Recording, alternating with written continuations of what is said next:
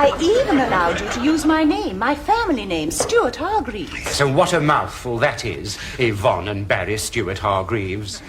And just how far do you think you would have got in this profession with a name like Bert Pratt? That's... She comes from Southport, and her vital statistics are 32, 32, 32.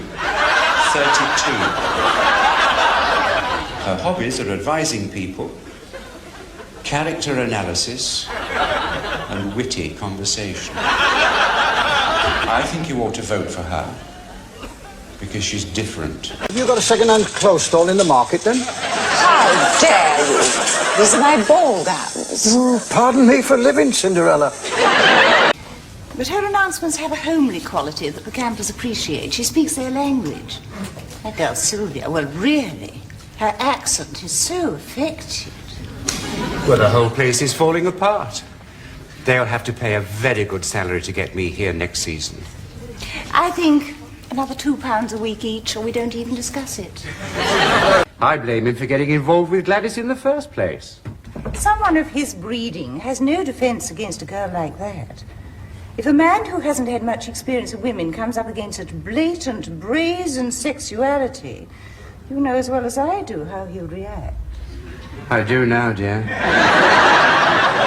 Then in the same breath he introduced us, and we had to go straight on and do our Spring in Park Lane fantasy waltz.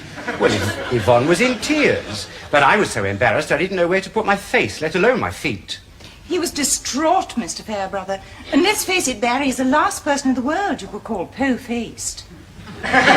There's just one small thing I'd like to get off my chest. If it's on your chest, it must be a small thing. As you know, I'm not the sort of person to complain. But the great Maximilian was a brilliant hypnotist. He was curing my sinus. He was a charlatan. He was not. He had only to look at me with those penetrating eyes, and I was cured. It was as if a great veil had been lifted. And if Partridge hadn't have turned up when he did, who knows what might have been lifted. Well, you will keep changing the steps. You're supposed to circle round before you dozy-do, you dozy cow. How am I supposed to remember a complicated routine when your trousers are falling down? Well, you should sew the buttons on properly. I only did this and they popped up like a catapult. So undignified. All we have working in this dreadful place is our dignity. We lose that. What's left? A thought has just occurred to me. Do you think all those hours I spent with books balanced on my head started off my headaches? Oh, I shouldn't think so, dear. After all, you've been sitting down for years. On the other hand, you are rather a pain in the backside.